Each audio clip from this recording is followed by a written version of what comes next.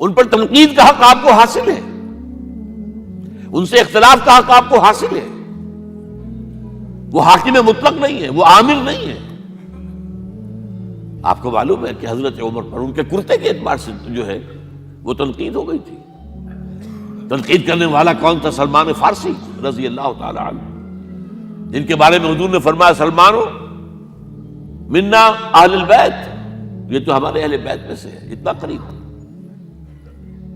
حضور حضرت عمر خطبہ دے رہے ہیں اور وہ کہتے ہیں کھڑے ہو کر لا سمع ولا طاعہ، نہ سنیں گے نہ اطاعت کریں گے. کلمہ بغاوت ہے. تو کوئی ناگواری کا احساس نہیں. مجمع عام میں بات ہو رہی ہے. کیوں کیا بات ہے؟ یہ جو کرتا آپ نے پہنا ہے یہ ان یمنی چادروں سے بنا ہے جو مال غنیمت میں آئی تھی، اور جتنی ٹکڑا جو ہے ہر مسلمان کو ملا اس سے کرتا نہیں بنتا، اور آپ ہے بھی طویل القامت، آپ کا کرتا کیسے بن گیا؟ فرماتے ہیں کہ عبداللہ سے، اپنے بیٹے سے، عبداللہ ابن عمر رضی اللہ تعالیٰ عنہ، عبداللہ تم وضاحت کر دو. وہ کھڑے ہو کے کہتے ہیں نہ میرا کرتا بن رہا تھا نہ ابا جان کا، میں نے اپنے حصے کا کپڑا ابا جان کو دیا ہے، اس سے یہ کرتا بنا. الآن نسمع ونطیع، بس اب اس کے بعد آپ فرمائیے، آپ جو کہیں گے سنیں گے اور اطاعت کریں گے. یہ متوازن نظام، نہ ڈکٹیٹریت ہے کہ کوئی بول نہیں سکتا. تم اور حاکم وقت پر تنقید کر رہے ہو اور بربرا کر رہے ہو. ایک عورت پکڑ لیتی ہے حضرت عمر کو رضی اللہ تعالی عنہ. حضرت عمر نے آرڈیننس نافذ کر دیا تھا کہ اتنے سے زیادہ، اتنی رقم سے زیادہ مہر نہیں رکھا جا سکتا. کہ عمر تم کون ہوتے ہو ہمارے حق کے اوپر پابندی لگانے والے؟ جب قرآن میں ہے وَآتَيْتُمْ إِحْدَاهُنَّ قِنْطَارًا، چاہے تم نے اپنی کسی بیوی کو ڈھیروں سونا دیا ہو تب بھی طلاق کی شکل میں واپس نہیں لے سکتے. قرآن قنطار کہہ رہا ہے، آپ کون ہیں روکنے والے؟ اور حضرت عمر فرماتے ہیں آج ایک عورت نے عمر کو دین سکھایا، آرڈیننس واپس. اسی طریقے کا معاملہ حضرت عمر کا یہ اجتہاد تھا کہ یہ جو زمینیں اتنی بڑی بڑی جو ہے سواد، عراق، ایران، مصر سب فتح ہو گئے، چند ہزار صحابہ. اب مطالبہ یہ تھا کہ یہ مال غنیمت ہمارے اندر تقسیم کر دیجیے. جیسے حضور نے غزوہ خیبر میں جو زمینیں تھیں یہودیوں کی وہ مجاہدین میں تقسیم کر دی تھی. دلیل موجود، دلیل بھی سنت رسول سے ہے صلی اللہ علیہ وسلم. حضرت عمر کی حکمت کچھ اور کہہ رہی ہے. یہ بات تو میں اپنے انداز سے کہہ رہا ہوں کہ اگر ایسا ہو گیا تو تاریخ انسانی کی سب سے بڑی جاگیرداری قائم ہو جائے گی. کتنے بڑے بڑے رقبے جو ہے صحابہ کو مل جائے گا. لیکن انہوں نے جو بات بیان کی وہ یہ تھی اگر یہ سارا تقسیم ہو گیا تو بعد میں آنے والوں کے لیے کیا رہے گا، اور جو فوجیں اب ہمیں پورے نظام کے لیے رکھنی پڑے گی ان کو کون سپورٹ کرے گا، ان کے لیے کہاں سے خرچہ آئے گا. تو انہوں نے طے کیا کہ یہ مال جو ہے مال فے ہے، یہ بیت المال کا ہے. جو مال غنیمت ہے وہ صرف وہ ہوگا جو عین محاذ پر حاصل ہوا ہے.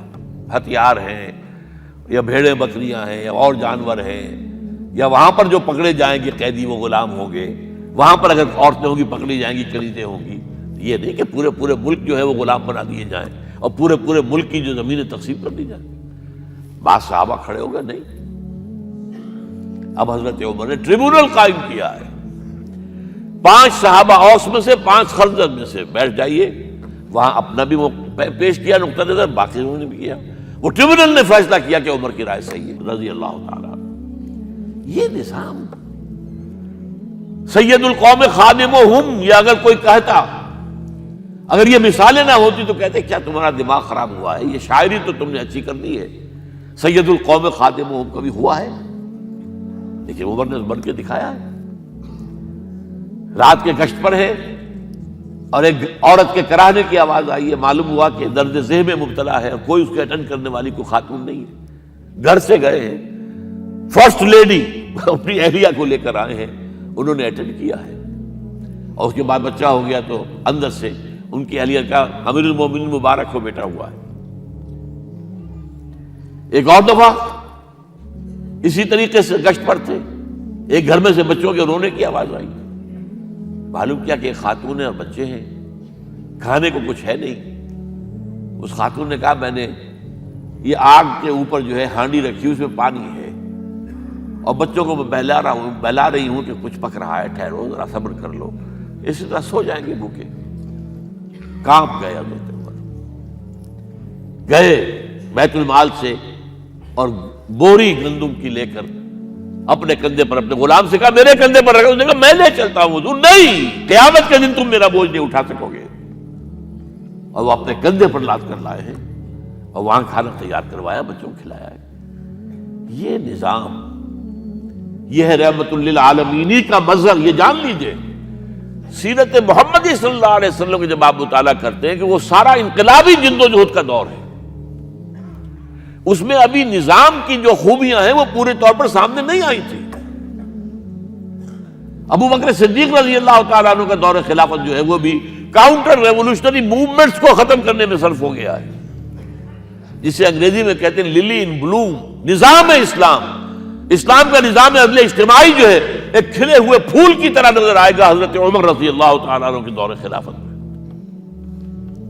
مساوات کا اندازہ آپ کر سکتے؟ کوئی خلیفہ وقت سفر کر رہا ہے بیت المقدس کا، کتنے کئی سو میل، میرے کم سے کم 500 میل تو ہوگا مدینے سے بیت المقدس۔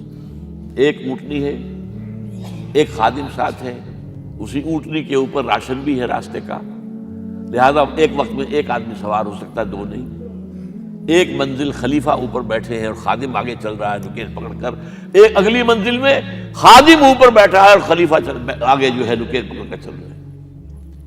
جب آخری منزل آئی تو وہ خادم کی باری تھی اوپر بیٹھنے کی، اس نے ہاتھ جوڑ دیے کہ خدا کے لیے لوگ کیا کہیں گے، مجھے کہیں گے تمہاری یہ جرت۔ فرمایا نہیں، الدور دورک، نہیں، یہ تو حساب کا معاملہ ہے، میتھمیٹکس کا معاملہ ہے، یہ تمہاری باری ہے، بیٹھو۔ یہ بلندیاں، یہ عظمتیں، یہ عدل، یہ انصاف، اور پھر یہ کہ بوریا نشین، کوئی محل نہیں۔ ایک آیا ایرانی مدینے میں چکر لگایا، کوئی انہیں محل نظر نہیں آیا، اسے پوچھا ہے اینا ملککم، تمہارا بادشاہ کہاں ہے؟ جواب دیا گیا لیس لنا ملک بل لنا امیر، ہمارا کوئی ملک نہیں ہے، بادشاہ نہیں ہے، ہمارا امیر ہے۔ کہاں ہے تمہارا امیر بھائی؟ وہ بیت المال کے کچھ اونٹ گم ہو گئے تھے، سب تلاش کر چکے، نہیں ملا، ہمارا خلیفہ خود گیا ہے۔ کسی کو ساتھ لے کر گیا ہوگا آئیڈینٹیفیکیشن کے لیے، تو دیکھا دوپہر ہو گئی تھی، دھوپ تیز ہو گئی تھی، حضرت عمر اپنے درے کو اپنے گردن کے نیچے رکھ کر ایک درخت کی چھاؤں میں آرام کر رہے تھے۔ نہ کوئی باڈی گارڈ ہے، نہ کوئی محافظ ہے۔ انہیں وہی کھڑے ہو کر کہا اے عمر، تم انصاف کرتے ہو تو تمہیں کوئی ڈر نہیں ہے، اور ہمارے بادشاہ خون پیتے ہیں لوگوں کا، وہ کانپتے رہتے ہیں، انہیں اونچی اونچی فصیلیں چاہیے، بڑے بڑے فوجی چاہیے، انہیں تو بہت اسکواڈز چاہیے کہ جو ان کی حفاظت کریں۔